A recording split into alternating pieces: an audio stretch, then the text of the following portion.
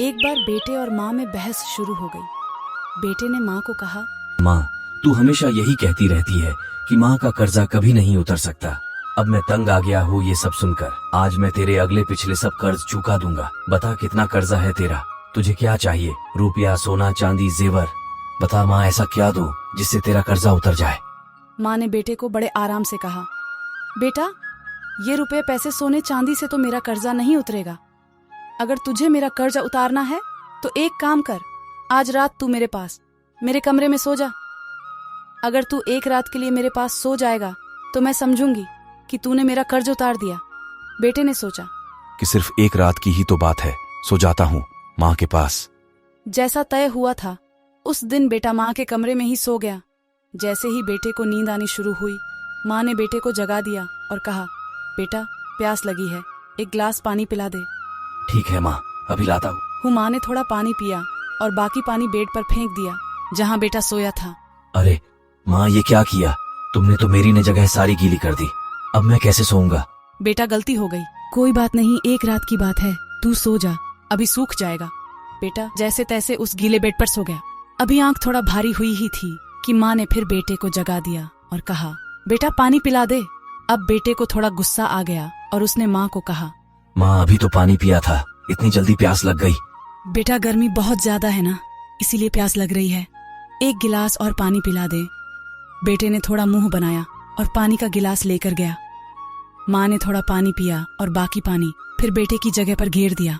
अब बेटे का गुस्सा सांतवे आसमान पर पहुंच गया। बेटे ने माँ को बहुत अपशब्द कहे। माँ, तू पागल हो गई है क्या? तूने मेरी जगह पर पानी गिरा दिया, बार बार मेरा बिस्तर क्यों गीला कर दिया? इस बार बेटे ने दर्जनों बातें सुना दी अपनी माँ को, लेकिन धीमी आवाज में कहा, बूढ़ी हो गई हूं ना बेटा, गलती से गिर गया, कोई बात नहीं, एक रात की बात है, तू सो जा, अभी थोड़ी देर में सूख जाएगा। जैसे तैसे बेटा फिर गीले बिस्तर पर लेट गया। काफी देर तक नींद नहीं आई, लेकिन 1 घंटे बाद फिर से बेटे की आंखें नींद से भारी होने लगी और तभी माँ ने बेटे को फिर से उठा दिया और कहा, बेटा, पानी। माँ ने अभी इतना कहा ही था कि बेटा झल्ला उठा और बोला, भाड़ में जाए तेरा कर्जा, मैं जा रहा हूँ अपने कमरे में सोने। इतना सुनते ही माँ ने बेटे के गाल पर एक जोरदार तमाचा मारा और कहा, तू मेरा कर्जा उतारने चला था, तू एक बार मेरे कमरे में सो गया और मैंने सिर्फ 2 बार तेरा बिस्तर गीला कर दिया, तो तू भाग रहा है यहाँ से। मैंने तो तेरा बिस्तर साफ पानी से गीला किया, लेकिन जब तू छोटा था तो मेरा बिस्तर अपने पेशाब और मल से गीला करता था और मैं खुद गीले पर लेटती थी और तुझे सूखे बिस्तर पर लिटाती थी।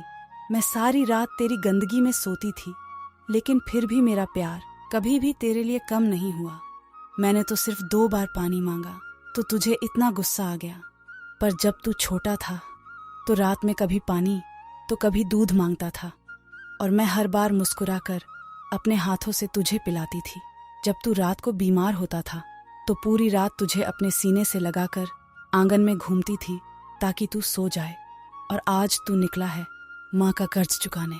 बेटा, एक जन्म तो क्या, माँ का कर्ज तू 7 जन्मों में भी नहीं उतार सकता। वाकई में माँ का कर्ज कोई नहीं उतार सकता, और माँ बाप के महत्व का तो तभी आभास होता है जब कोई खुद माँ बाप बनता है। मुंशी चंद अपनी बेटी चांदनी के साथ एक छोटे से घर में रहता था। मुंशी चंद मजदूरी करके अपना और अपनी बेटी का पेट भरता था और थोड़े थोड़े पैसे बचाकर अपनी बेटी को पढ़ाता था।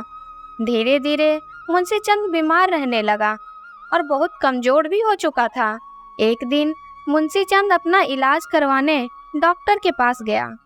मुंशी चंद की जांच करने के बाद डॉक्टर ने कहा, आपको ज़्यादा से ज़्यादा आराम करने की ज़रूरत है और मैं कुछ दवाइयाँ लिख देता हूँ, आप इसे समय पर लेते रहिए। लेकिन मुंशी चंद के पास दवाई खरीदने के भी पैसे नहीं थे, इसलिए वह बिना दवाई खरीदे ही घर आ जाता है और आराम करने लगता है। तभी चांदनी वहाँ आती है और पूछती है, डॉक्टर ने क्या कहा पिताजी? कुछ नहीं बेटी, डॉक्टर ने बोला बस थोड़ा आराम करने की ज़रूरत है।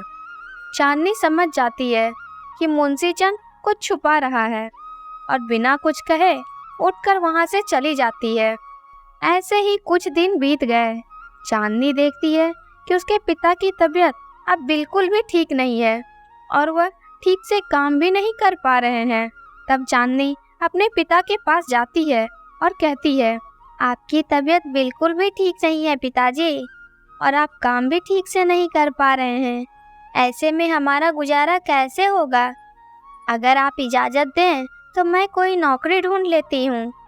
इसकी कोई जरूरत नहीं है और हमारे घर की बेटियां नौकरी करने बाहर नहीं जाती है। मेरी हड्डियों में अभी भी इतनी ताकत है कि मैं घर चला सकता हूँ। लेकिन पिताजी, क्या आपने मुझे घर पर बैठने के लिए ही इतनी मुश्किलों से पढ़ाया लिखाया है? अगर मैं आपकी बीमारी में भी आपका सहारा ना बनी तो इतनी पढ़ाई लिखाई किस काम की? मैंने कह दिया सो कह दिया, तुम नौकरी नहीं करोगी। इतना कहकर मुंशी चंद काम पर निकल जाता है। इधर चांदनी भी अपने कॉलेज के लिए निकलती है।